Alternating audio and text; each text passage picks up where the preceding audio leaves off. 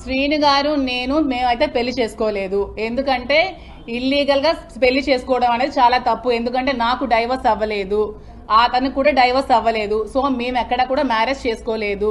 నేను అతనితో ఉంటున్నాను. అతను నాకు ఒక ఫ్రెండ్, ఒక ఫిలాసఫర్, ఒక గైడ్, అన్ని అతనే నాకు. ఎందుకంటే నేను సూసైడ్ చేసుకోవాల్సిన సిచ్యువేషన్ వచ్చినప్పుడు నువ్వు అలా ఏం చేసుకోవద్దు, నీకు నేను ఉన్నాను, నీకు ధైర్యంగా ఉంటాను, నువ్వు అధైర్య పడుకో, నాకు ధైర్యాన్ని ఇచ్చి నన్ను.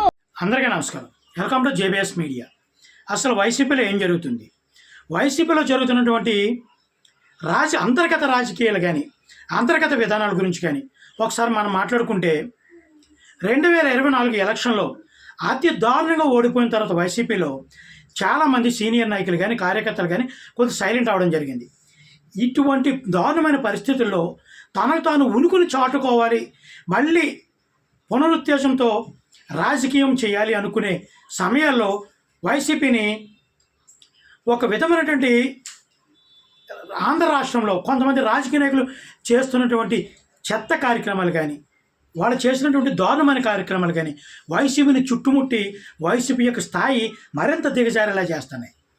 ఒకసారి మనం చూస్తే విజయసాయిరెడ్డి గారి దగ్గర నుంచి ఓడిపోయిన తర్వాత విజయసాయిరెడ్డి గారి యొక్క అక్రమ సంబంధాల విషయాల్లో కానీ, లేటెస్ట్గా దువ్వాడ శ్రీనివాస గారి యొక్క అక్రమ సంబంధాల విషయాల్లో కానీ, కుటుంబ గొడవల విషయాల్లో కానీ, అంతేకాకుండా ఇంకా వైసీపీ మీద అనేకమైనటువంటి అవినీతి ఆరోపణలు కామన్గా వస్తున్నాయి.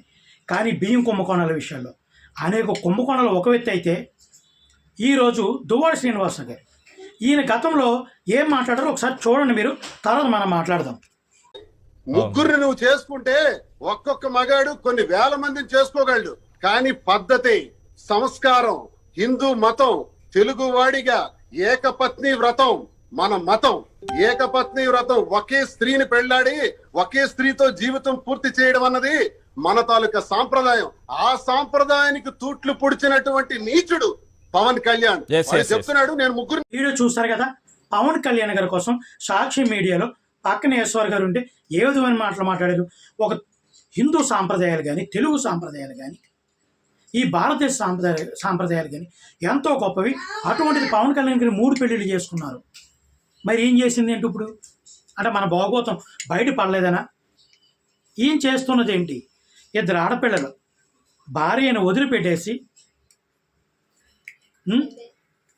తనకంటే వయసులో చిన్నగా ఉన్న ఒక అమ్మాయిని, మాధురి అనే ఒక ఆవిడ్ని తన వైపుకి తిప్పుకొని ఈయన ఏం చేస్తున్నాడు? అలాగే విజయసాయిరెడ్డి గారి విషయంలో కూడా అంటే మనం మేడం గారు పేరు ఎత్తకూడదు, మన కోర్టులో కూడా గైడ్ లైన్స్ ప్రకారం పేరు ఎత్తకూడదు. ఆ విషయాలు ఆ విషయాల్లో కూడా అంటే వీళ్ళు అక్రమ సంబంధాల విధానాల గురించి ఒకసారి మనం ఆలోచిస్తే వైసీపీలో నాయకుల యొక్క విధానాలు, గతంలో అంబటి రాంబాబు గారు అరగంట, అవంతి శ్రీనివాస్ గారు గంట,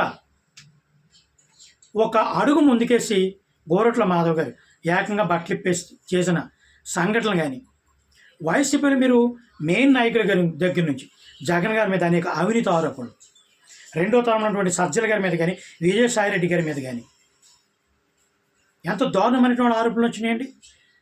తర్వాత ఉన్నటువంటి బొత్స సత్యనారాయణ గారు కానీ, దోరపూడి చంద్రశేఖర్ రెడ్డి గారి మీద కానీ, ఈ విధంగా చూసుకుంటే వైసీపీలో సగం కంటే ఎక్కువ ఉన్నటువంటి రాజకీయ నాయకుల మీద అవినీతి ఆరోపణలు కానీ, అక్రమ సంబంధ ఆరోపణలు కానీ, భూ కబ్జాలు కానీ, కుల వివక్ష విధానానికి సంబంధించిన రోజా గారు ఏకంగా కుల వివక్ష మాటలే కాదు, మొన్న ఎక్కడికో గుడికి వెళ్ళి వస్తుంటే పాపము వాళ్ళు శుభ్రం చేసే వ్యక్తులు కొంతమంది వచ్చి ఫోటో తీసుకుందామంటే దూరంగా జరగమంటాం. కానీ ఇవి ఒక ఎత్తి అయితే, దువ్వాడ శ్రీనివాస గారు వాళ్ళ భార్య కానీ పిల్లలు కానీ ఆ పాప ఏం మాట్లాడుతుందో ఒకసారి చూద్దాం.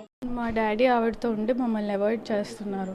మేము మా డాడీతో ఉండాలనుకుంటున్నాం. సో అక్కడికి వెళ్ళి మెసేజెస్, ఫోన్ కాల్స్ చేసాము. ఆయన రెస్పాండ్ అవ్వట్లేదు. సో డోర్ తీస్తారని అక్కడ వెయిట్ చేసాం. కానీ వాళ్ళందరూ లాక్స్ వేసుకొని లోపల ఉన్నారు. ఆమె కూడా అక్కడే ఉంది, లోపలే ఉన్నారు. చూసారా మీరు? చూసారా అంటే అన్ని కార్స్ అక్కడే ఉన్నాయి, లోపలే ఉన్నాయి, డ్రైవర్స్ అందరు లోపలే ఉన్నారు. ఇది నేను చూసానంటే అందరికీ తెలిసిందే టెక్కల్లో అక్కడ ఉంటుందని. కదా, కన్న కూతురు ఏ విధంగా మాట్లాడుతుంది, దువ్వాడ శ్రీనివాస్ గారు ఏ విధంగా మాట్లాడుతున్నారు. అదేవిధంగా ఆయన మీద ఆరోపించినటువంటి మాధురి గారు డైరెక్ట్గా దువ్వాడ శ్రీనివాస్ గారు నన్ను ఉంచుకున్నారు. ఎందుకు ఉంచుకున్నారంటే, అవును, వాళ్ళ భార్య అయినటువంటి వాణి గారు నా మీద కొన్ని ఆరోపణలు చేసింది, తద్వారా నా కుటుంబంలో గొడవలు వచ్చినాయి, మా ఆయన నన్ను వదిలేశాడు, కాబట్టి నాకు ఒక మగతోడు కావాలి, ఈ లోకంలో దువ్వాడ శ్రీనివాసరావు గారు తప్ప మరొక మగోడు లేడు, కాబట్టి దువ్వాడ శ్రీనివాసరావు గారు నన్ను సేరదీశారు, నన్ను ఆయన ప్రొటెక్ట్ చేశారు, నాకు సెక్యూరిటీ ఇచ్చారు, నన్ను ఉంచుకున్నారు. అంటే వీళ్ళిద్దరికి కనెక్ట్ ఉన్నదనే కదా అలా ఆవిడ గారు కామెంట్ చేసింది. ఒక భర్త మళ్ళీ అంటుంది, దువ్వాడ శ్రీనివాసరావు గారి దగ్గర ఏమీ లేదు, నా దగ్గర బోల్డ్ ఆస్తి ఉంది, మా ఆయన నెలకు 10 లక్షలు, నెలకు అనండి 10 లక్షలు 20 లక్షలు సంపాదకుడు, అంత సంపాదన ఉన్న భర్తను ఎందుకు వదిలేశారు మీరు అంటే వాణి గారు పెట్టిన అక్రమ సంబంధం వల్ల. ఏమీ లేకుండా ఆవిడ మీ మీద ఆరోపణలు చేస్తారా?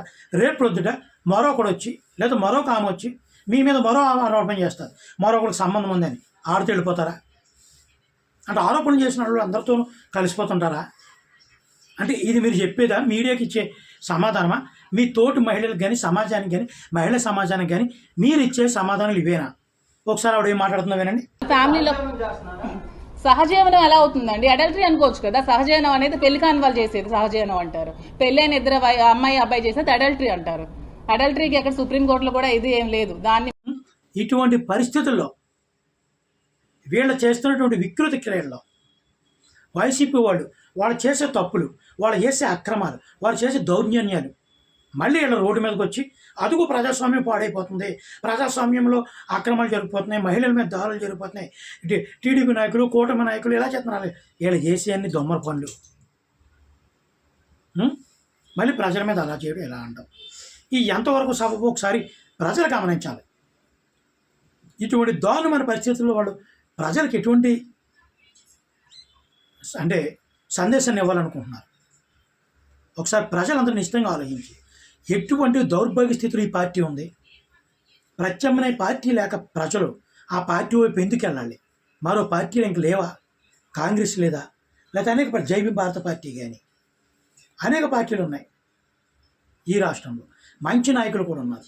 అటువంటి పార్టీని ఆదరించాలి తప్ప ఇటువంటి దౌర్భాగ్య స్థితిలో ఉన్న పార్టీని మనం అంటకాకడం వల్ల రాష్ట్రంలో మరింత దిగజారే పరిస్థితులు ఉంటాయని ప్రజలు గమనించాలని మనస్ఫూర్తి కోరుకున్నాం. జై భీమ్.